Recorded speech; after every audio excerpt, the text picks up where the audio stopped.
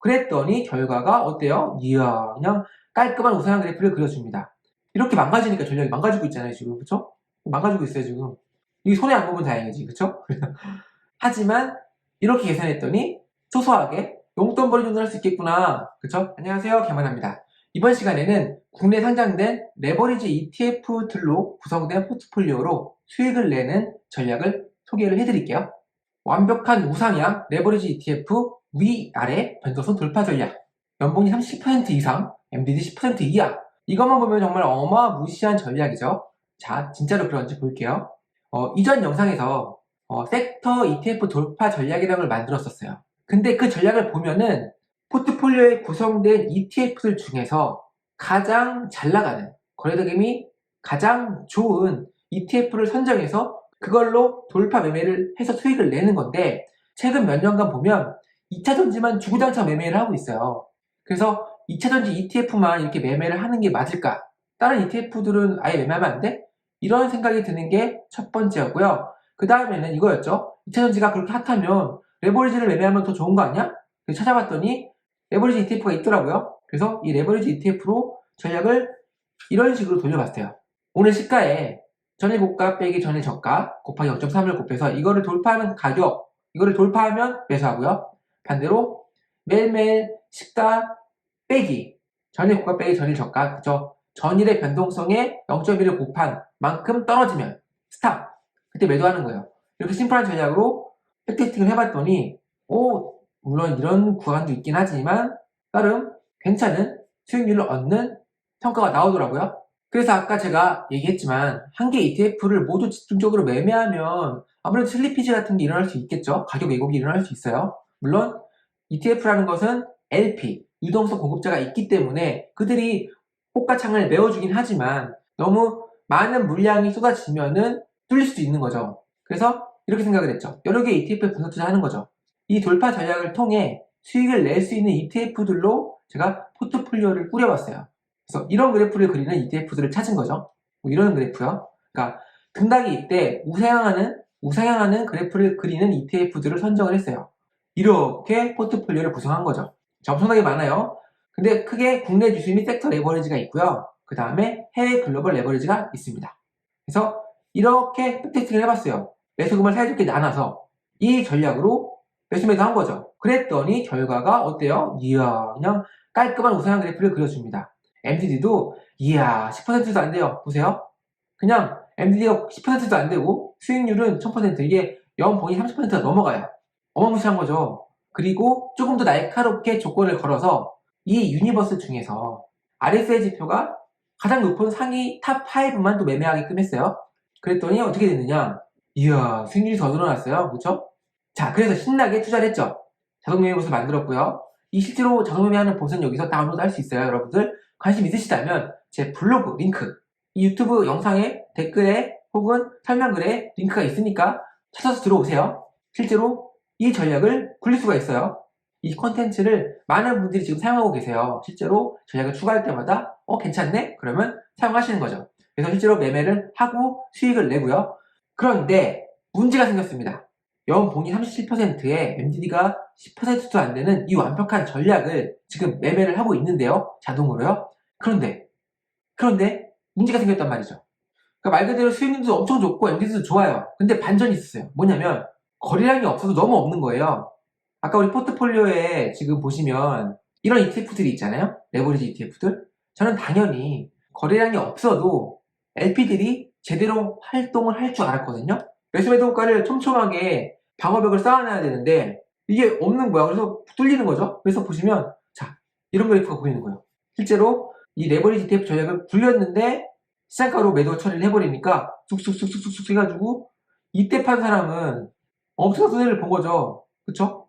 즉 매도할 때 너무 싸게 팔게 되고 매수할 때 너무 비싸게 사게 돼서 슬리피지가 증가되고 전략이 망가지는 거죠. 동시에 매매를 하면 이런 사태가 일어나는 거예요. 그래서 이걸 어떻게 하지? 여기도 있죠? 여기도 지금 매도 던졌는데 쭉 떨어졌어요. 그래서 전략을 개선했습니다. 어떻게 개선하느냐? 자, 일단 투자 비중을 줄여야 돼요. 연봉이 37%, MDD 10%는 일단은 물 건너갔다라고 보시면 돼요. 이렇게 망가지니까 전략이 망가지고 있잖아요, 지금. 그쵸? 망가지고 있어요, 지금. 이게 손해 안 보면 다행이지, 그쵸?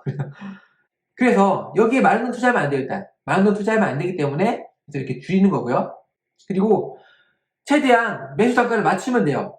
매수를 돌파 가격에 해야 되는데 쭉 오르잖아요. 그리고 너도 나도 매수하게 되면 어떻게 돼요? 가격이 오르겠죠. 그래서 최대한 전략대로 매수를 하기 위해서 지정가 주문만 넣으면 돼요, 사실. 지정가 주문만 넣으면 사실 무조건 그 가격에만 혹은 그 이하에만 체결이 되기 때문에 전략보다 평단이 같거나 낮을 수밖에 없어요. 지정가 주문만 넣으면요. 그런데 돌파 전략 특성상 돌파해서 올라가는데 지정가 주문은 체결된다는 보장이 없죠. 그냥 떠난 버스가 되는 거예요. 그래서 아예 시장가 주문을 빼버리게 되면 돌파했는데 매수가 안 된 거죠. 그래서 이걸 어떻게 하지? 딜레마에 빠진 거예요. 지정가로 주문하면 확실하게 그죠? 진입가를 맞출 수가 있는데 지정가로만 하자니 돌파했을 때 쭉쭉쭉 올라가 버리면 떠난 버스가 되니까 이걸 어떻게 해결할까? 이걸 어떻게 해결할까 하다가 이렇게 분산 주문을 하면 될 것 같아요. 일단은 투자금이 정해지면 투자금을 이제 5분할 하는 거예요. 즉 매수할 수량을 5분할 한다는 거죠. 그래서 1분할은 20%는 시작가 주문으로 그냥 체결해 버려요. 돌파 매매니까. 2분할 40%는 돌파 가격. 원래 이 전략이 이때 돌파하면은 이 가격대로 매수했다고 가정하고 백테스팅을 돌린 거거든요. 그래서 돌파 가격의 매매가 이루어져야 전략이 유지될 수 있는 거죠. 그래서 이 돌파 가격에 비중을 더 실어줘요. 2분할로 지정가 주문. 그리고 1분할은 돌파했어. 그럼 현재가에 지정가 주문을 넣는 거예요. 지정가 주문 같은 경우는 매수가 안 될 수도 있죠. 그렇죠? 최악의 경우, 최악이라고 할 수 있나요? 최악의 경우는 이 시장가 주문만 매수가 될 수도 있어요. 하지만 우리는 평단을 낮추기 위해서 이렇게 지정가 주문으로 매수 주문을 넣는다는 거죠. 그리고 마지막 1분할은 조커예요. 오히려 돌파 가격보다 더 아래에 지정가 주문을 걸어 놓는 거예요. 만약에 이게 체결된다면 평단이 낮아지겠죠. 그래서 이런 구체적인 수치 0.2% 아래 가격이 아니라 1% 아래 가격? 혹은 나는 다 지정가로 할래. 시장가 포기할래. 그냥 전략대로 유지하고 싶어. 그래서 돌파했는데 이 전략이 계산한 돌파 가격에 매수하지 못하면 나 매수 안 할 거야. 이렇게 판단할 수도 있죠. 보수적으로 생각한다면요. 그래서 마음껏 여러분들이 코드로 커스터마이징 할 수 있어요. 실제로 여러분들이 코드를 나중에 다운로드 하시면, 그쵸? 다운로드 하셔서 이거 이렇게 수정하려면 어떻게 해야 되죠? 하고 단톡방에 질문을 주시면 단톡방 링크도 있어요. 여기 이거 다운로드 하시면 그러면 제가 친절하게 설명을 해드리도록 하겠습니다. 매수는 이렇게 했어. 그 다음 매도. 사실 매도 주문은 이날 매도를 안 해버리면 이게 어디까지 떨어질지 모르는데 물론 반대로 반등할 수도 있지만 이렇게 쭉 떨어져서 손해를 키우는 걸 막기 위해서 매도를 하는 건데 지정가 주문으로 매도 주문을 넣어버리면 그쵸? 지정가 주문으로만 매도 주문을 넣어버리면 이건 전략이 완전 망가지는 거예요. 그래서 어떻게든 팔긴 팔아야 돼. 그쵸? 그렇다고 시작가로 다 팔아버리기에는 이런 사태, 그쵸? 이런 사태가 일어나니까 이걸 어떻게 피할 수 있지? 일단은 그래서 제가 어떻게 했냐면은 역시 매도할 수량을 5분할로 나눠요. 그래서 20%는 현재가로 지정가 주문을 넣어서 매도 시도하고요. 1분할 또 20%는 커트 가격, 지정가 주문을 넣어서 매도 시도합니다. 그리고 1분할은 아까와 마찬가지로 시장가로 매도 처리하는 거예요. 매수도 그렇게 했죠. 이거 무조건 팔리는 거죠, 20%는. 그 다음에 나머지 2분할은 오히려 수익이 나는 구간, 0.2% 위, 0.4% 위에 지정가 주문으로 매도 주문을 걸어 놓아요. 그래서 만약에 지정가 주문이 다 체결되면 다 팔리는 거죠. 그런데 안 팔리겠죠, 다. 그쵸? 이렇게 했는데 이렇게 했다가 다시 오르면 이게 체결되면서 다 팔리겠지만 그리고 나는 오히려 더 초과수익을 얻는 거죠. 전략보다. 왜냐면 우리가 지정가 주문을 위에 걸어놨으니까 이게 체결이 된다면 이득인 거죠. 하지만 아까도 말씀드렸지만 이 지정가 주문이 체결이 안 되면 매수는 상관이 없는데 매도는 문제가 있어요. 다 팔아야 되니까. 그래서 어떻게 했냐면 이렇게 주문을 걸어놓고 15분마다 체크를 해요. 15분마다 체크를 해서 주문이 남아있네? 물량이 남아있네? 그럼 일단 지정가 주문 취소하고요. 그때부터는 3분의 1씩 시장가 주문으로 분할 매도를 합니다. 그쵸? 한 번에 던져서 모든 사람이 한 번에 동시에 던지는 것보다는 3분의 1씩 쪼개서 분할 매도하는 게 맞겠죠. 그리고 이 분할 매도하는 거는 지금 제가 15분마다라고 했는데 여러분들이 커스터마이징 할 수 있어요. 난 14분마다 할래. 난 10분마다. 혹은 1시간마다. 이런 식으로 분할 매도할 수 있다는 거죠.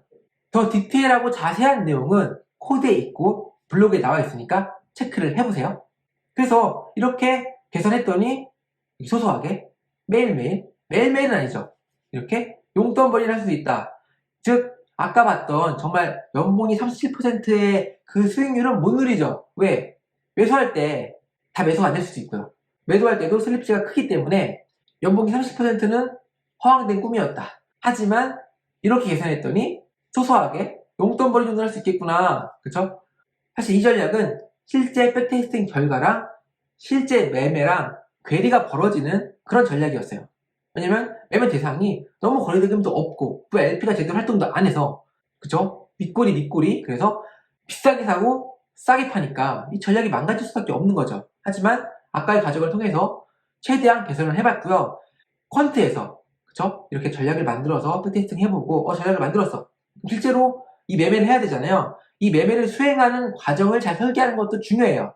아까처럼 막연하게 시작가로 다 매수 매도 해버리면 뭐 미국 ETF처럼 거래대금이 풍부한 건 상관이 없지만 정말 거래대금이 작은 소형주라든가 이런 거래대금이 작은 ETF 같은 경우는 백테스팅 결과대로 되지 않는다라는 거를 지금 보고 있는 거죠. 그럼 또 저는 다음 시간에 더 좋은 전략으로 돌아오도록 하겠습니다. 감사합니다.